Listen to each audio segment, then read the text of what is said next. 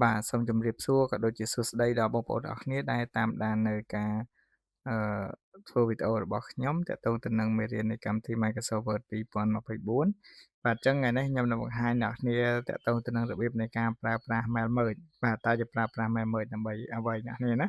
បាទហើយអ្វីទៅជា Mail Merge បាទ Mail Merge គឺជាបញ្ជាមួយដែលប្រើសម្រាប់ធ្វើការនាំឬក៏ផ្ញើបាទលក្ខណៈរួមណាមួយទៅតួផ្សេងពីគ្នានេះណាបានឧទាហរណ៍ថាឥឡូវយើងនិយាយពីធៀបការចុះអ្នកនេះណាធៀបការយើងមួយរូបរាងដដែលប៉ុន្តែដល់ពេលដែលយើងផ្ញើទៅគឺឈ្មោះផ្សេងគ្នានេះណាអញ្ចឹងយើងអាចធ្វើតាមរយៈ message ហ្នឹងក៏បានអញ្ចឹងដូចជាលិខិតមួយដែលយើងធ្វើជាឧទាហរណ៍លិខិតអញ្ជើញដល់អ្នកនេះណាដែលអ្នកធ្វើត្រូវអញ្ជើញមនុស្សច្រើនប៉ុន្តែជាលិខិតដដែលខុសពេលវេលាខុសម៉ោងអីទៅអ្នកនេះណាបាទអញ្ចឹងយើងអាចធ្វើការប្រើប្រាស់ជាមួយនឹង message ដូចគ្នាតើឥឡូវយើងទៅមើលពីរបៀបនៃការធ្វើនៅ message ទាំងអស់គ្នាណាបាទអញ្ចឹងដំបូងអ្នកនេះត្រូវមានឯកសារ2សិនអ្នកនេះណាបាទដោយសារខ្ញុំបានធ្វើឯកសារចំនួន2បាទអញ្ចឹងខ្ញុំសូមបិទសិនបាទខ្ញុំទៅបើក folder ដើម្បីបង្ហាញអ្នកនេះណាបាទ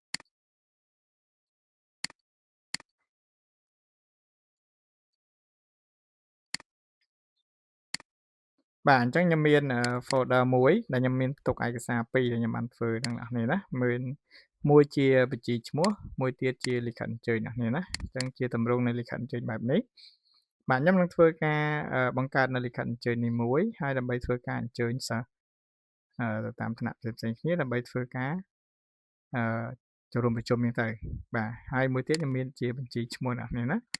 បាទខ្ញុំមានជាបញ្ជីឈ្មោះ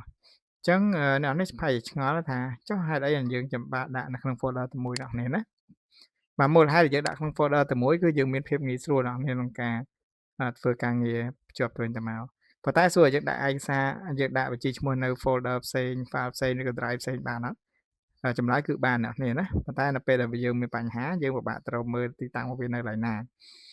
ចឹងហើយបានជាមូលហេតុហ្នឹងបាទខ្ញុំដាក់ឯកសារនៅក្នុង folder តែមួយអ្នកនេះណាបាទតាឥឡូវយើងទៅមើលវិធីសាស្ត្រនៃការធ្វើ mail merge អ្នកនេះណាអញ្ចឹងខ្ញុំចូលទៅកាន់គេហៅថាឯកសារលិខិតអញ្ជើញមកបាទហើយខ្ញុំត្រូវការដាក់ខ្ញុំចង់ធ្វើការទាញនៅឈ្មោះសិស្សអ្នកនេះណាទាញឈ្មោះសិស្សហើយខ្ញុំដាក់ជា2ឲ្យកង់ចិត្តនេះមកយើងស្រួលមើលអ្នកនេះណាបាទអញ្ចឹងខ្ញុំធ្វើការទាញនៅឈ្មោះសិស្សនៅក្នុងកន្លែងនេះបាទហើយនឹងមកពេញនៅក្នុងលិខិតអញ្ជើញឡើងនេះបាទតែឥឡូវយើងទៅមើលទី1គឺអ្នកនេះត្រូវដាក់បាទគេហៅថា insertion pointer បាទនៅក្នុងកន្លែងណាមួយយើងចង់ដាក់ឯកសារក៏បានឬក៏អ្នកដាក់នៅកន្លែងផ្សេងសិនក៏បានដែរអត់ជាបញ្ហាឡើយហ្នឹងណាបាទហើយបន្តទៀតអ្នកនេះទៅកាន់កន្លែងពាក្យថា mailing បាទអ្នកនេះទៅកាន់កន្លែង tab mailing មកបាទអ្នកនេះយកកន្លែងពាក្យថា select reception បាទអញ្ចឹងយកកន្លែងនេះមកហើយខ្ញុំយកកន្លែងពាក្យថា existing list use an existing list បើសិនជាអ្នកនេះយក type new list មានថាអ្នកនេះទៅបង្កើតឯកសារនេះម្ដងទៀតឬក៏តារាងនេះម្ដងទៀតអញ្ចឹងខ្ញុំអត់ចង់អញ្ចឹងទេខ្ញុំយកតែពាក្យថា use an existing list មកបាទអញ្ចឹងនៅក្នុងកន្លែងហ្នឹងខ្ញុំចាប់ផ្ដើម browse ទៅរកហើយឯកសាររបស់ខ្ញុំទុកនៅកន្លែងណាខ្ញុំទុកនៅលើ folder មួយលើ desktop អញ្ចឹងទៅកាន់ desktop បាទ folder ឈ្មោះអក្សរ A បាទខ្ញុំនឹងឃើញលិខិតអញ្ជើញមួយនិងបញ្ជីឈ្មោះមួយអញ្ចឹងខ្ញុំចុចទៅលើបញ្ជីឈ្មោះព្រោះដោយសារយើងចង់ឲ្យបញ្ជីឈ្មោះនេះគឺនឹងរត់មកនៅក្នុងលិខិតអញ្ជើញនេះបាទហើយចុច open មកបាទអញ្ចឹងនៅពេលដែលយើងចាប់ផ្ដើមធ្វើការ link ហើយអ្នកនេះមើលណាបាទអញ្ចឹងនៅក្នុងតារាងរបស់យើងមានជាគេហៅថា header row ណានេះ header row បាទឬក៏គេហៅថា table header បាទអញ្ចឹងយើងមានឈ្មោះតារាងមកអញ្ចឹងទី1យើងចង់បានអីណានេះណាយើងមើលទី1គឺឈ្មោះសិស្សភេទថ្នាក់ទីកន្លែងនេះខ្ញុំដាក់ប្រភេទថ្នាក់នេះណាព្រោះដោយសារដឹងដាក់ភាសាអីណានេះណាបាទហើយមូលហេតុថ្នាក់ទីថ្ងៃខែឆ្នាំយកមកម៉ោងវេនទៅវេនប្រជុំព្រឹកឬក៏រសៀលណាបាទតាហើយខ្ញុំសូមប្រិចនេះធំដើម្បីអ្នកឲ្យស្រួលមើលណាបាទអញ្ចឹងបន្តមកទៀតអ្នកនេះយកកន្លែងពាក្យថា insert merge field នេះណាបាទ insert merge field បាទពីរពាក្យហ្នឹងជាប់គ្នាទៅខ្ញុំអាននឹងចង់តាក់ឡើយហ្នឹងបាទអញ្ចឹងខ្ញុំទៅ insert merge field មកខ្ញុំទី1លេខរៀងយកត្រូវការនេះណាបាទអញ្ចឹងយកតែឈ្មោះសិស្សអញ្ចឹងខ្ញុំដាក់ចង់ឲ្យលោតឈ្មោះសិស្សនៅកន្លែងនេះអញ្ចឹងដាក់នៅក្នុងកន្លែងនេះមកហើយខ្ញុំដាក់ថាឈ្មោះសិស្ស បន្ទាប់ទៀតយើងចង់បានគេ page បាទចឹងខ្ញុំដាក់ insert មក page បន្ទាប់ទៀតចង់បានគេថ្នាក់ទីបាទចឹងដាក់កន្លែងនេះមកដាក់ថ្នាក់ទីចឹងទៅប្រភេទថ្នាក់ ABCD ចឹងទៅបាទយើងចុចប្រភេទថ្នាក់មកបាទមូលហេតុដើម្បីហៅប្រជុំមូលហេតុអីបាទចឹងដាក់មូលហេតុមកបាទខ្ញុំដាក់មូលហេតុហើយបន្តទៀតខ្ញុំទៅតទៅនឹងការប្រជុំថ្ងៃណាបាទចឹងខ្ញុំទៅរើសបាទថ្ងៃទីបាទខ្ញុំទៅជ្រើសរើសខែបាទហើយម៉ោងប្រជុំបាទម៉ោងណាចឹងទៅអ្នកនេះណាបាទម៉ោងប្រជុំម៉ោងណាទៅកន្លែងនេះខ្ញុំបានដាក់មួយទៀតគឺតទៅទៅនឹងវេនបាទព្រឹកឬក៏រសៀលបាទចឹងខ្ញុំអាច enter មកខ្ញុំអាចដាក់វេនខ្ញុំដាក់វេនមួយទៀតណាអ្នកនេះណាបាទចឹងខ្ញុំចុចមកបាទខ្ញុំចុចមកបាទអូខេតាឥឡូវខ្ញុំដាក់មួយទៀតគឺ insert មកខ្ញុំដាក់វេនបាទអញ្ចឹងនៅពេលដែលយើងធ្វើការបញ្ចូលហើយអ្នកនេះអាចធ្វើការ preview result បានណាបាទយើងចុចធ្វើការ preview result មកយើងចុចមកយើងចុចសញ្ញានេះអ្នកនេះណាបាទអញ្ចឹងនេះយើងអាចទៅបន្ទាប់ទៀតបានណាឥឡូវខ្ញុំសូមបរួមទៅទូចតិចអ្នកនេះណាដើម្បីស្រួលមើលបាទខ្ញុំដាក់បែបនេះមកអញ្ចឹងអ្នកនេះមើលណាឈ្មោះទី1នៅពេលដែលខ្ញុំចុចមកអានេះឈ្មោះទី1ណាឈ្មោះទី1ឈ្មោះនេះមកមុតរតនៈហ្នឹងទៅឈ្មោះទី2អញ្ចឹងវាចេញទៅតាមលេខរីបលេចុះក្រៅមកអ្នកនេះណាបាទអញ្ចឹងនៅក្នុងកន្លែងនេះផងដែរស្រាប់តែយើងបញ្ចូលមកវាធ្វើការអក្សរឲ្យដូចគ្នានៅក្នុងកន្លែងហ្នឹងអញ្ចឹងយើងអាចធ្វើការលុបបានណានេះណាបាទឥឡូវឧទាហរណ៍ថាខ្ញុំចង់បានជាអក្សរកន្លែងនេះចង់ឲ្យវាទៅជា time new សំទោអក្សរឆ្លាក់នេះណាបាទចេះយកកន្លែងនេះមកបាទខ្ញុំដក clear តិចនេះណាយើងអាចដក clear បានណាបាទដក clear តិចមកកន្លែងនេះចង់បានជាអក្សរ trade ឬក៏ដិតចឹងទៅបាទនេះដូចគ្នាណាបាទសដិតអក្សរ trade ចឹងមកយើងស្រួលមើលឲ្យវាឃើញខុសគ្នានេះណាបាទបែបនេះណាបាទកន្លែងនេះយើងអាចសដិត trade ទៀតមកនេះណាបានដូចគ្នាបាទចាំមើលថារាល់ការបំពេញហ្នឹងគឺវាទៅជាអក្សរដិត trade ទាំងអស់បាទអញ្ចឹងអក្សរដិតអក្សរ trade មកអូខេមកលើទាញនេះណាបាទអញ្ចឹងខ្ញុំដាក់ជាដិតអក្សរ trade មកបាទវេលាមកក៏យកដាក់ដិតអក្សរ trade ដែរទៅနောက်នេះអាចធ្វើការ select ប្រើ format painter ក៏បានណាងាយស្រួលក្នុងការបំពេញចូលនេះណាបាទតែហើយដាក់ប៉ុណ្ណេះមកបាទបែបនេះអញ្ចឹងនៅពេលអ្នកនាងចាប់ផ្ដើមទៅកាន់ mailing អ្នកនាងចុចមកគឺវានឹងដំណើរការបែបហ្នឹងរហូតអ្នកនាងណាបាទវាដំណើរការបែបហ្នឹងរហូតបាទអញ្ចឹងនេះគឺជារបៀបនៃការធ្វើ mail merge ប៉ុន្តែបើសិនជាក្នុងលក្ខខណ្ឌដែលយើងចង់ឲ្យអក្សរហ្នឹងគឺរត់នៅលើបន្ទាត់សញ្ញាចុចនេះវិញអ្នកនាងណាបាទអញ្ចឹងខ្ញុំអាចទៅធ្វើការលុបចោលវិញអស់សិនណាបាទខ្ញុំលុបចោលវិញខ្ញុំធ្វើការភ្ជាប់ម្ដងទៀតបាទនេះគឺជាទម្រង់ដែលយើងប្រើប្រាស់ជាមួយនឹងមកមើលដែលយើងអាចបានធ្វើការបង្កើតយើងអាចដាក់មកយើងអាចលុបអាត្រេនេះចោលទៅហើយអាចលុបចេះក៏បានដែរអ្នកណាធ្វើលិខិតបើយើងមើលទៅកាន់ស្អាតប៉ុន្តែបើសិនជាទូទៅគេច្រើនតែដាក់នៅលើសញ្ញាចុចបាទតែឥឡូវខ្ញុំបង្ហាញអ្នកនេះពីរបៀបនៃការប្រើប្រាស់ឬក៏របៀបនៃការធ្វើឲ្យអក្សរគឺនៅលើសញ្ញាចុចណានេះបាទតែខ្ញុំសូមលុបចោលសិនណាលុបជ្រុលណាបាទតែខ្ញុំលុប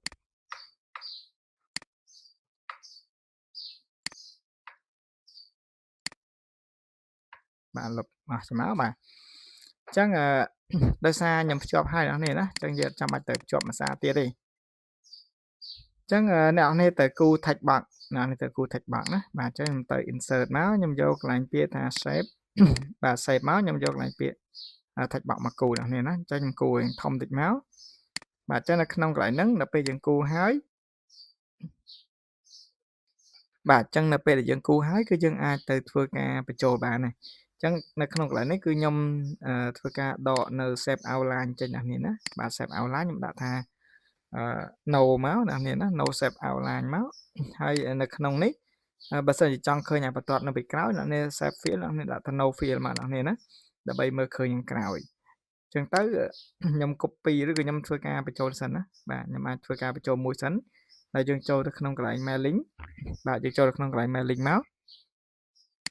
បាទហើយអ្នកនេះទៅកន្លែងពាក្យថា insert merge field ទៀតមកបាទខ្ញុំយកជាឈ្មោះអញ្ចឹងឈ្មោះកន្លែងនេះខ្ញុំដាក់ទៅជាទម្រង់នៃឥឡូវខ្ញុំមិនទាន់ដូរទេអ្នកនេះណាខ្ញុំ copy សិនណា ខ្ញុំ copy ឬក៏អូខេខ្ញុំដូរសិនអានេះណាបាទអញ្ចឹងហូបមកខ្ញុំដូរទៅជាមូលឡាយទំហំ11 12ចុះអ្នកនាងណាបាទអញ្ចឹងខ្ញុំលើកដាក់វាស្អាតតិចអ្នកនាងណាជិះគិតថាអូខេប៉ុណ្ណឹងល្មមហើយខ្ញុំមកធ្វើការប្រតិចមកបាទអញ្ចឹងគិតថាអូខេប៉ុណ្ណឹងល្មមដល់នេះអញ្ចឹងមានថាយើងគូឥឡូវនេះយើងគូរៀងវែងតិចអ្នកនាងណាព្រោះដោយសារឈ្មោះខ្លះគាត់រៀងចេញដល់ក្រៅអញ្ចឹងគូរៀងវែងតិចអ្នកនាងបាទឥឡូវនេះហើយទី1បាទទី2អ្នកនាងណាយើងចំណាយពេលយូរតិចនៅក្នុងការគូអ្នកនាងកន្លែងហ្នឹងណាបាទអញ្ចឹងខ្ញុំទៅ insert មកខ្ញុំយក save ខ្ញុំយកជា text box មកគូទៀតណាបាទខ្ញុំយកគូហើយមកអ្នកនាងអញ្ចឹងនៅក្នុងកន្លែងនេះខ្ញុំធ្វើការដកនៅ outline បាទធ្វើការដកនៅ shape fill បាទអូខេ shape fill ដកហើយoutline ដូចគ្នាមកបាទអញ្ចឹងខ្ញុំ control C control V មកខ្ញុំ copy តែម្ដងណានេះណាហើយមកជំរាបសួរតាមក្រោយណាបាទអូខេ3ដល់កន្លែងនេះខ្ញុំ control V ទៀតមកបាទដោយសារមូលហេតុពេលខ្លះវាច្រើនដែរណានេះណាចេះយើងទាញវាដល់នេះហ្មងមកបាទទៅទៀតខ្ញុំ control V មួយសារទៀតមកបាទខ្ញុំដាក់នៅក្នុងកន្លែងនេះណាបាទខ្ញុំដាក់នៅក្នុងកន្លែងនេះមួយទៀតចាំវាសេរីតាមក្រោយណា control C control V ទៀតមកហើយនេះបាទ control V ទៀតមកហើយបាទនៅកន្លែងនេះមកបាទកន្លែងមកនេះដាក់យើងវេទៀតដែរទៅអ្នកនេះណាបាទហើយទៅទៀតចុងក្រោយគេនេះគឺខ្ញុំដាក់នៅក្នុងហើយនេះបាទតាឥឡូវយើងចាប់ផ្ដើមទៅធ្វើការបំពេញនៅនេះដូចគ្នាណាហើយយើងទៅinsert បាទខ្ញុំទៅ insert មកហើយខ្ញុំភ្លេចដូរពុម្ពអក្សរនេះណាបាទអញ្ចឹងខ្ញុំទៅ insert merge field ទៀតមកនេះណាបាទខ្ញុំចូលជា page បាទ page នេះខ្ញុំដូរទៅជាអក្សរខ្មែរអេសៀមរៀបមកខ្ញុំដាក់ជា10ទំហំ12ទៅអ្នកនេះណាបាទអក្សរ10និង trade បាទត្រង់បែបនេះមកបាទដូចគ្នាណាបាទចឹងខ្ញុំសុំទៅលុបនេះចោលសិនអញ្ចឹងណាព្រោះដោយសារយើងធ្វើនេះយូរអញ្ចឹងយើងអាចធ្វើតែម្ដងទៅវា copy paste មកវាចម្លងដូចគ្នាទាំងអស់បាទអញ្ចឹងនៅក្នុងកន្លែងនេះខ្ញុំដូរពុម្ពអក្សរនេះហើយណាបាទយកដូរពុម្ពអក្សរហើយមកទំហំ12ទៅបាទអញ្ចឹងខ្ញុំធ្វើការ copy ដងទៀត control C មកcontrol V ទៀតមកហើយនេះបាទអញ្ចឹងបន្ទាប់ពីយើង copy ហើយយើងដូរពុម្ពអក្សរដោយហើយយើងទៅអ្នកនេះអាចធ្វើការ insert merge field បានទៀតណាបាទអញ្ចឹង insert merge field មកកន្លែងនេះគឺថ្នាក់ទីបាទថ្នាក់ទីមកបាទអញ្ចឹងខ្ញុំលើកដាក់កន្លែងនេះមក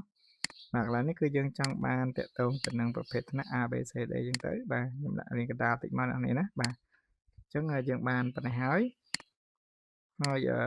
នៅក្នុងនេះចង់បានទៅជា dot trade ឯណានេះសេរីតាមនឹងទៀតអរគ្នាណាបាទ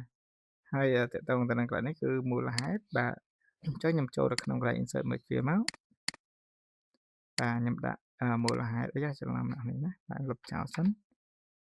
ដាក់មូលហេតុបាទហើយថ្ងៃនេះថ្ងៃទីយើងសេរីតាមក្រោយនេះណាថ្ងៃទីមកខែបាទហើយនឹងម៉ោងនេះទាញវៃតិចមកឲ្យវាចេញនេះណាបាទហើយនឹងហើយនេះគឺយើងវេននេះណាព្រឹកឬក៏រសៀលនេះណាគេតែឥឡូវចាប់ដើមរៀបនេះណាបាទចេះយើងរៀបហើយបាទនេះអូខេយើងអាចទទួលយកបានបាទអញ្ចឹងខ្ញុំដាក់កន្លែងនេះកាប់តិចមកនេះណាព្រោះកាលណាថ្ងៃក្រោយទៅយើងមានឯកសារឬក៏ខ្លឹមសារផ្សេងវាអាចធ្លាក់តាមទៀតណា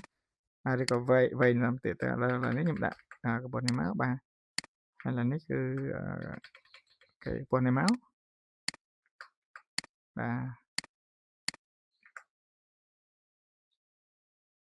បាទអញ្ចឹងកន្លែងនេះខ្ញុំដាក់តំណែងមកអូខេណាបាទអញ្ចឹងនៅពេលអ្នកនាងធ្វើការបំពេញបែបនេះហើយអ្នកនាងអាចចុចធ្វើការនេះមកគឺវា load អ្នកនាងណាអញ្ចឹងនេះគឺជារបៀបនៃការធ្វើលិខិតអញ្ជើញបាទតាមរយៈការប្រើប្រាស់នៅ mail merge ហើយអ្នកនាងអាចប្រើជាមួយនឹង shape ជាលក្ខណៈ text box យកមកគូដើម្បីធ្វើការឲ្យវាចេញមកនៅលើជាលក្ខណៈបាទពីលើនៃបន្ទាត់ចុចអ្នកនាងណាបាទ ចឹងមួយទៀតតកតងទៅនឹងនៃការ print ចេញអ្នកនាងណានៅពេលដែលយើងមានមួយទៅអ្នកនាងប្រហែលជាឆ្ងល់ថាចុះដល់ពេលយើង print ចេញយើង print មិនអ្នកនាងចឹងយើង print ចេញយើងអាច print មួយស្លឹកបានឧទាហរណ៍ឈ្មោះមិញប្រមាណ9នាក់អ្នកនាងណាឈ្មោះ9នាក់ហ្នឹងអញ្ចឹងមានថាអ្នកនាងអាច print បាន9ស្លឹកប៉ុន្តែនៅក្នុងនេះបាទយើងមានវិធីសាស្ត្រនៃការ print ទៀតអ្នកនាងណាអញ្ចឹងទី1គឺយើងចុចកន្លែងពាក្យថា finish and merge បាទអញ្ចឹង finish and merge យើងមានកន្លែងនេះគេដាក់ថា edit individual document មានន័យថាយើងអាចយកសិស្សម្នាក់ឈ្មោះអីគេសាម៉ូតនេះនៅពេលដែលអ្នកនាងចុចនៅលើ edit individual នេះមានន័យថានឹងយើងធ្វើការ edit ផ្សេងទៀតដែលគ្មានជាប់ជាមួយនឹង mail merge បាទអញ្ចឹងពេលខ្ញុំចុចឧទាហរណ៍មកអូខេឥឡូវកន្លែងនេះឧទាហរណ៍ថាខ្ញុំយកជា current record មកបាទទៅកន្លែងសិនបាទអញ្ចឹងកន្លែងនេះគឺលែងមានជាប់ mail merge អ្នកនាងណាអត់មានជាប់ mail merge មកទៀតទេអញ្ចឹងមានថាយើង edit ដាច់ចុះឡើងម្នាក់ឯងយើងអាចធ្វើការកែសម្រួលអីផ្សេងៗទៀតក្នុងកន្លែងហ្នឹងណាបាទអញ្ចឹងខ្ញុំអត់ save ទេខ្ញុំបិទចោលបាទអញ្ចឹងនៅក្នុងកន្លែងនេះអ្នកនាងណាបាទនៅក្នុងកន្លែងនេះដែរយើងមានលក្ខខណ្ឌមួយទៀតគឺតាក់ទងទៅនឹង print document print document នេះយើងអាចធ្វើការ print all បើសិនអ្នកនាងចុចលើ print all មកអ្នកនាងទៅរើសម៉ាស៊ីន print ឯហោះអាច print ចេញមកអញ្ចឹងវានឹង print record មានប្រហែល9 record ហ្នឹងវានឹង print ចេញទាំងអស់មួយទៀតតាក់ទងទៅនឹងកន្លែងពាក្យថា current record នេះមានថាខ្ញុំ print តែឈ្មោះសាម៉ូតនេះមួយទេអ្នកនាងណាប៉ុន្តែបើ from មានថាខ្ញុំអាចធ្វើការជ្រើសរើសបានដែរខ្ញុំចង់ print ឧទាហរណ៍ថាឥឡូវអ្នកនាងមើលនៅក្នុងតារាងរបស់យើងនេះបាទយើងមានឈ្មោះអូខេអញ្ចឹងខ្ញុំ cancel សិនណាបាទអញ្ចឹងខ្ញុំឧទាហរណ៍ខ្ញុំចង់ print តែឈ្មោះទី1ដល់ទី4នេះអ្នកនាងណាឬក៏អ្នកនាងអាច print ពីទី2ដល់ទី6អញ្ចឹងទៅអញ្ចឹងអ្នកនាងអាចធ្វើការកំណត់នៃការ print នៅក្នុងកន្លែងហ្នឹងណាបាទអញ្ចឹងអ្នកយក print មកខ្ញុំយកកន្លែងពាក្យ from អញ្ចឹងឧទាហរណ៍ថា2ដល់6អញ្ចឹងដាក់2លេខ6មកអញ្ចឹងមាននឹងធ្វើការ print ពី record ទី2ដល់ record ទី6អញ្ចឹងទៅហើយដល់ពេលចុចអូខេខ្ញុំធ្វើការជ្រើសរើសឈ្មោះម៉ាស៊ីន print ខ្ញុំ print ឯកសារនឹងចេញមកអ្នកនាងណានេះគឺជារបៀបនៃការធ្វើ mail merge អ្នកនាងណាមានន័យថាយើងអាចភ្ជាប់ពីឯកសារមួយទៅឯកសារមួយផ្សេងទៀតដែលមិនចាំបាច់ធ្វើការសរសេរឯកសារដដែលឡើងវិញអ្នកនាងណាដូចជាលិខិតអញ្ជើញជាដើមអញ្ចឹងថ្ងៃនេះខ្ញុំធ្វើការបង្ហាញមានតែប៉ុណ្្នឹងអ្នកនាងណាបាទសូមជួយ subscribe មកលើកកណ្ដឹងដើម្បីទទួលបាននូវវីដេអូបន្តទៀតបាទសូមអរគុណសូមជម្រាបលា